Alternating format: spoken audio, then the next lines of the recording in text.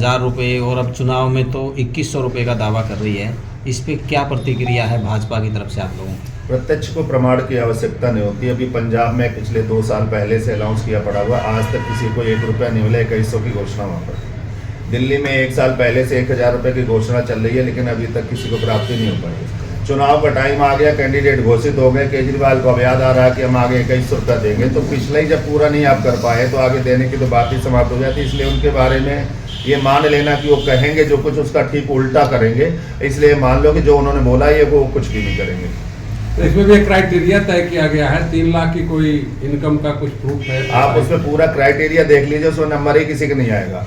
उसमें सीधा है कि जो इनकम टैक्स रिटर्न भर रही महिला उनको भी नहीं मिलेगा, उनका ही नहीं, उनका या उनके परिवार में कोई कर रहा है तो। अगर कोई जीएसटी तो 100% लोग दे रहे हैं किसी न किसी रूप में, जीएसटी दे रहा है तो उसको भी नहीं मिलेगा। कोई सरकारी नौकरी है या रही होगी उसको नहीं मिलेगा। आप सरकारी किसी उसमें वॉलंटियर से या कोई पेंशन आप ले रहे हैं या कोई सुविधा सरकारी ले रहे हैं या आप किसी योजना को ले रहे हैं, उनमें से किसी को नहीं मिलेगा। तो श्रीमान जी मिलेगा किसको? सबसे बड़ा तंत्र यही है।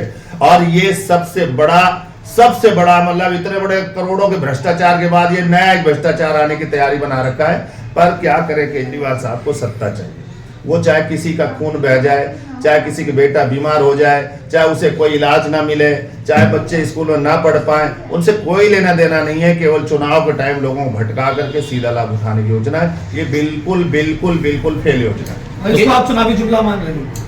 अब इससे बड़ा क्या होगा? केजरीवाल का नाम ही चुनावी जुमला है। वो हर चुनाव में एक नया जुमला लाते हैं, हर जुमला अगली बार फेल हो जाता है, फिर एक नया जुमला ढूंढते हैं। इस समय आप बता दीजिए कि डीटीसी की बसें हैं दिल्ली में कितनी जो थी उसकी इस समय अगर देखेंगे जाकर तो 40% बसें मात्र बची हैं। आप फिर अगर किसी भेजेंगे तो जाएंगे किसमें? इसी तरह से आप यहाँ पर पानी की बात करते हैं, जब सारी दुनिया पूरी दिल्ली गैलन खरीद के पी रही तो आप फ्री दे कहां से रहे? हर आदमी 600 से लेके 1200 रुपए का पीने का पानी हर महीने खरीद रहा है, आप फ्री कहां दे रहे? पानी का बिल तो कभी भी चाहे कितना भी कोई भर लेगा, कितना भी एक नंबर से भरेगा, ईमानदारी से भरेगा, मोटर चला के भरेगा तो अभी ज्यादा से ज्यादा 500-600 रुपए का महीने में बिल आएगा।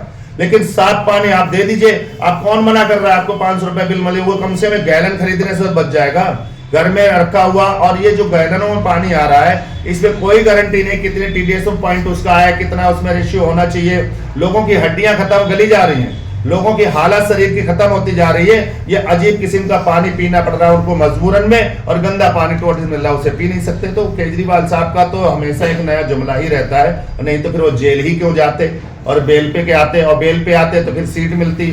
सशर्त है, ना वो कुछ कर सकते हैं, ना कुछ दे सकते हैं, ना कोई ले सकते हैं। सबसे बड़ा मैटर ये है कि जितना भी कुछ कहने जा रहे हैं उसका एक तंत्र है कि ये कुछ नहीं कर पाएंगे। जब वो बार बार बोलते हैं ये काम मुझे एलजी नहीं करने दे रहा है, एलजी नहीं करने दे रहा है, तो श्रीमान जी नरेंद्र मोदी भी अभी प्रधानमंत्री रहेंगे और एलजी भी दिल्ली में रहेगा। तुम्हें केवल जाना है, क्योंकि आगे भी तो एलजी रहेगा। अगर आपकी सरकार फिर आ जाती है तो 5 साल तक फिर आप एलजी चिल्लाते रहेंगे।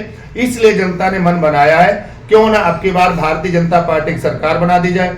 भारतीय जनता पार्टी का मुख्यमंत्री होगा, केंद्र में सरकार प्रधानमंत्री भाजपा होगा, एलजी भी सुनेगा, जनता का भला होगा, सारी योजनाएं लागू होंगी। केजरीवाल जी कहते हैं कि अगर भाजपा की सरकार आई तो सारी योजनाएं जो उन्होंने मुफ्त की दी है वो सब बंद कर देगी। पहली बात तो बता दें, उन्होंने मुफ्त दिया ही कुछ नहीं है तो बंद कहां से होगी। दूसरा, आपको पता होगा हमारे नेता और वरिष्ठ नेता श्री रामवीर गिधूड़ी जी ने बड़ा स्पष्ट रूप से कहा है, और वो हमारे जो मैनिफेस्टो के इंचार्ज भी हैं, उस विषय को देख रहे हैं, बहुत वरिष्ठ नेता है।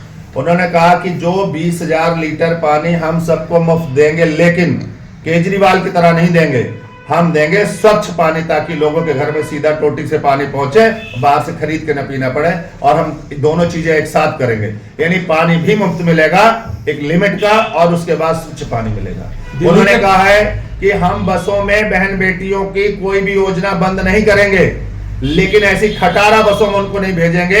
हम 10,000 बसें केंद्र सरकार से लाके दिल्ली में चलाएंगे, नई बसें, और उनमें उनको भेजेंगे ताकि हर बहन बेटी को तत्काल वहां पर बस सुविधा मिल पाए। इन खटारा हालतों में उन्हें जाने की सीट नहीं मिलती, कहीं बैठने की जगह नहीं, तो कहां से जाते होंगे। आम आदमी पार्टी ने अपनी जो लिस्ट थी चुनावी प्रत्याशियों की वो सबसे पहले 2 लिस्ट कर दी, कांग्रेस ने भी कर दी, लेकिन भारतीय जनता पार्टी की अभी कोई लिस्ट नहीं आई है। हर बार लगता नहीं कि लेट हो जाते हैं, लोगों को समय कम मिलता है प्रत्याशियों को। भारतीय जनता पार्टी का कैंडिडेट चुनाव नहीं करता है, भारतीय जनता पार्टी का संगठन चुनाव लड़ता है।